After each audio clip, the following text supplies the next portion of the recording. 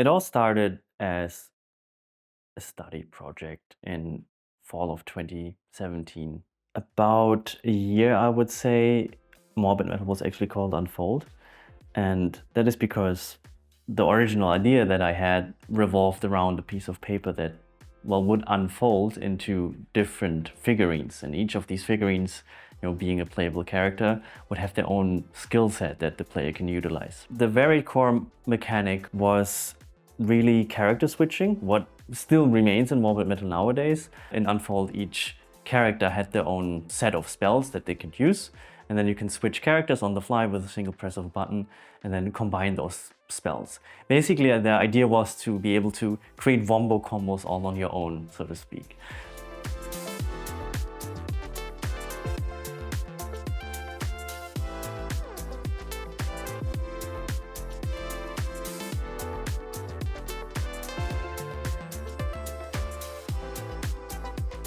I just had a craving for basically a relatively laid-back action game that had a twist, because a lot of things felt kind of samey to me, and I wanted to incorporate things from my favorite games at that time. I was playing a lot of Dota 2, so that was also why the first iteration of that was very spell-based. Unfold looks very different from what Morbid Metal is now, aesthetically. Actually, there's two reasons for that. First of all, it had to be something that I can resonate with, because in the end, the overall game was something that I believed was fun and was something that I would also want to play. And the other aspect is I wanted to make sure that the game is actually seen by people. We now try to make it visually as stunning as possible with the tools we have and the budget we have. And also back then, I tried to push it as far as I can on my own. What really inspired me also to do that is a game called Bright Memory. This game was also made by a solo developer. It's relatively short, but it was especially stunning visually, and also from an action perspective. It was really ambitious and really cool, and it really inspired me to also go in this direction, to kind of try to really strive for something that is not done all the time by small teams.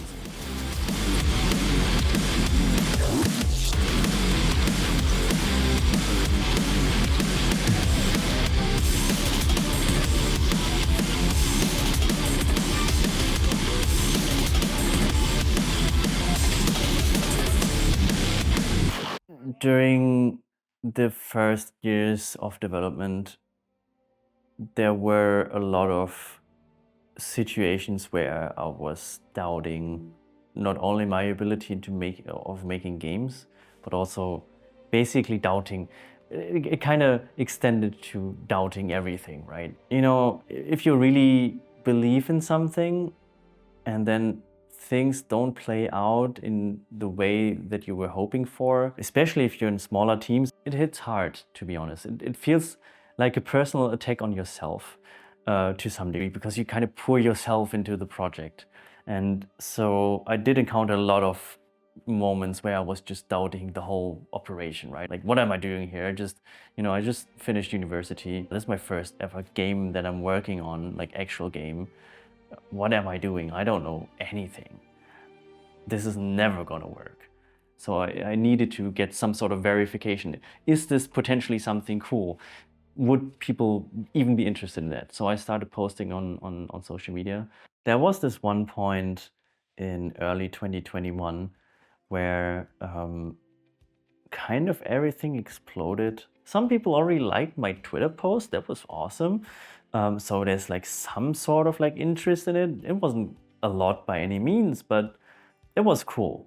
And then I posted a short GIF, I think it was around 10 seconds, on Reddit, where you could just see a little bit of gameplay with shape shifting between two different characters, just slaughtering some enemies. The environment also looked, for what it was back then, really cool.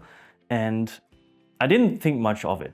Really, I just wanted to put it out there. I posted it on r/gaming, and mostly forgot about that post. And then a couple hours later, I was playing a video game with a friend, and I was like, oh no, wait, I posted on Reddit. Let me check how it's going, because I didn't know. And back then it had around 1.2k upvotes, which I was already like, damn, okay, well, somebody saw that post, crazy. But that's kind of where it actually started rolling in. It got more and more, it kind of snowballed to a point where in the end it had like over 3 million views, it had nearly 90k upvotes and 3,000 comments, and it was a crazy evening. It was really awesome to see that people really picked up on what I was trying to go for. I was absolutely blown away by the responses. I don't think I would be standing at the same position if I didn't had the support of this Reddit post. That incident actually fueled not only the coming weeks, it fueled basically all of 2021, I would say. Like, the post happened in January, and all throughout 2021 I was working on an internal combat demo, because mostly also due to that Reddit post, I got contacted by many publishers and people that were offering to, you know, financially support the project. And I wouldn't say it's the only thing that you know, brought me here, but this Reddit post, it didn't open the door, but it like kind of just kicked it so hard that it flew out, like completely out of the door frame. So yeah.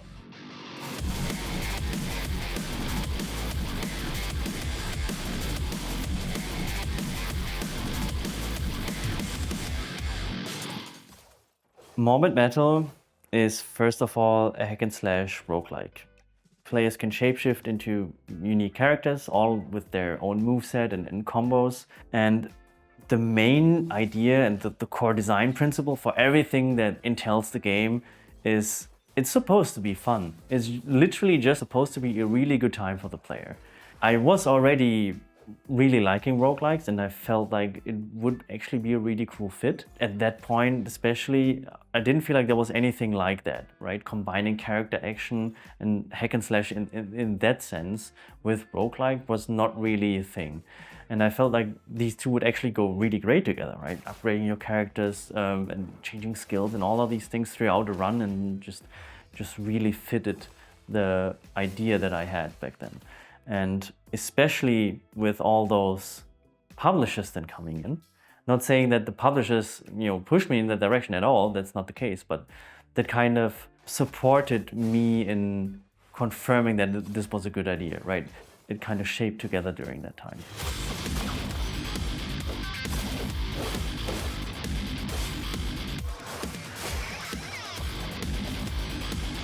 Morbid Metal has 3 key points that are very integral to the whole game. First of all, it's the combat. Of course, also the most important one. That's what you're doing most of the time. You slaughter enemies, you have cool combos. It's not only the character switching, but also the characters themselves. What moves they have, how they move in combat, their animations and everything. And then on top of that, we have the framework of the roguelike systems around that, right? We have the run progression, where players get stronger and the characters get stronger over time the further they get in the run. Of course, they lose everything when they die. That is the whole point. But they also have a meta progression that is continually, you know, evolving throughout multiple runs, and just evolving the characters they're playing with, not only just necessarily making them stronger, but also giving them alternative ways of how to play the game, and figuring out and exploring the combat system even more. And lastly, the third thing, kind of tying everything together, is the visual aspect of the game. We're pushing for something that looks really cool and supports this action that is evolving on the screen. The combat has changed a lot, right? It got way faster, it got way more visible, it's way more fast-paced and hack and slashy. This evolvement was not only, you know, the combat itself and the actions you can do, but also, of course, the central aspect of character switching also had to change and had to be iterated upon to make sure that the system, the combat system, works with this. One big change in that regard was definitely the amount of characters that you could play with. My original version had 6 playable characters with 4 active skills each, which was okay, but you know, it's a lot. It is a lot. It is like 24 skills in general, and the combinations. It's a lot of stuff to not only remember but and work with.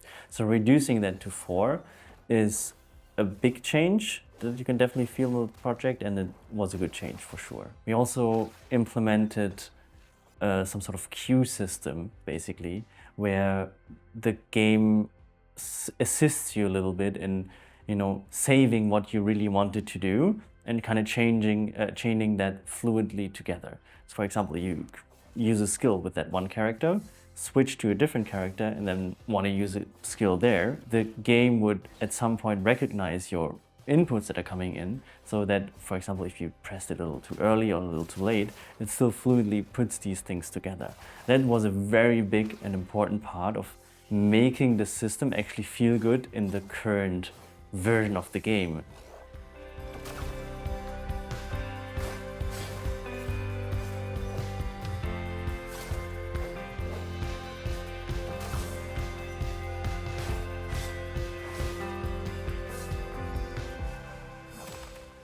Through the attention the game has gotten on social media and the Reddit post, I've been contacted by publishers instead of me having to contact publishers. So in that sense, the first steps, that was relatively easy. I spoke to many publishers, but then actually in the end, finding someone that is as convinced and does believe in me and the game as much as I do.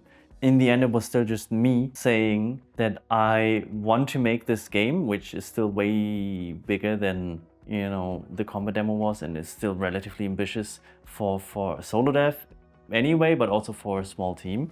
Even though people were interested in the game, then actually confronting them with the reality of, hi, it's just me in my bedroom, I need that amount of money, and I still need people to help me with this, and this is what we want to do. It's way harder to convince them that that's a good idea and that they give you money for that, to actually make this dream become a reality. I was not afraid directly of taking that step to founding a studio and kind of scaling that up just from me in the bedroom to an actual studio working on it, and having a publisher also being part of this whole thing. It was scary, but I wasn't afraid, because for me it was always something that I wanted to do at some point anyway. That was like kind of my dream scenario, to form a studio and work on the games we love and make cool stuff.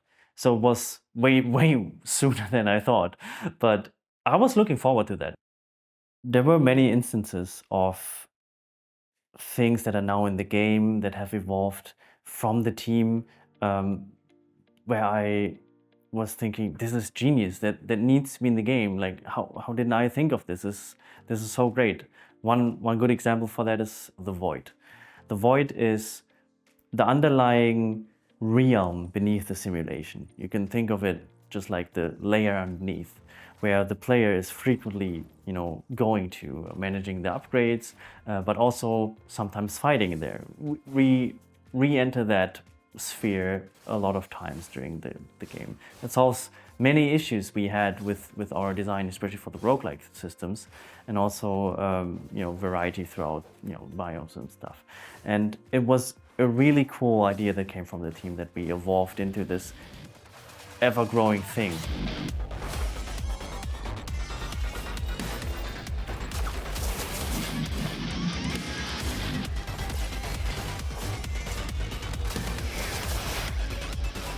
So Screen Juice over the past few years has been growing slowly but steadily. We started off with the first hires with 2 environment artists and an art director, and then just kind of grew over time, slowly but surely. Now we're at 11 people. Our art department is doing a great job. We have 2 animators.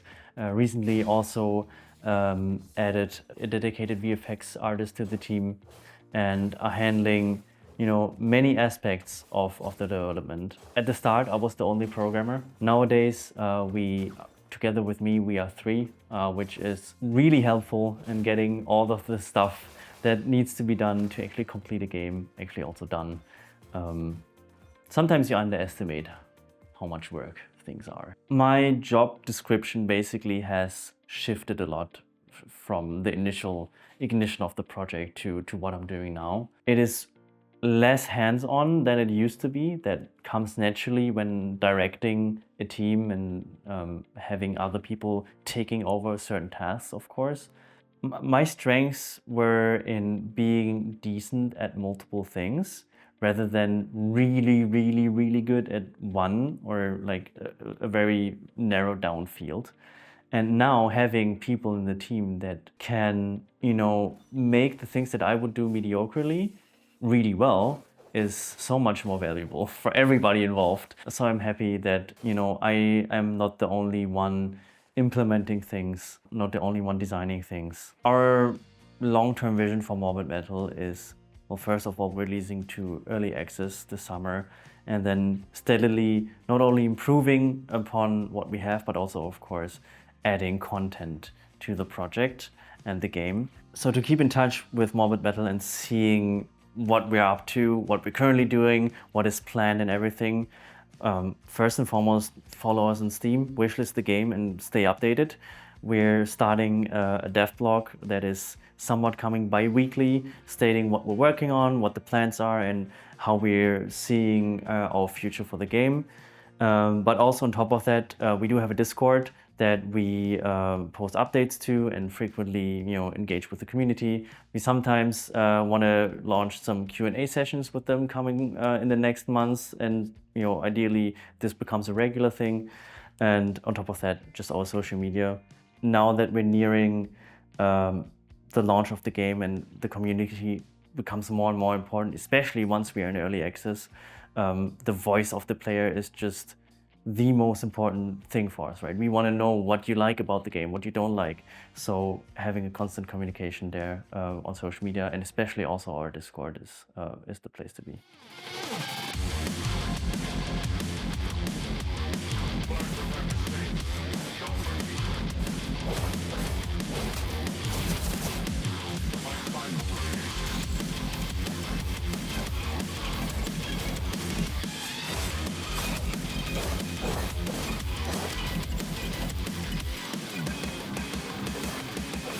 It feels a little unreal, to be honest. I would have never believed, that I would be sitting here now.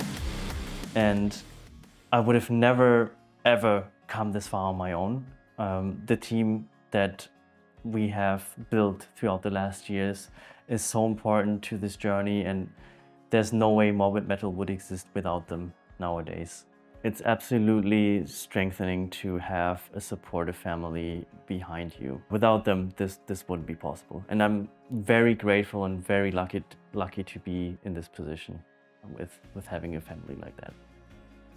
I want to say thank you to everybody that has been part of this journey, not only in the team and people really around me, but especially also people that are looking forward to this game. Thank you so much for believing in this project, believing back then in me, being able to, get this up and running, find people that are as passionate about the project as me, and making this an actual game in the end. Thank you.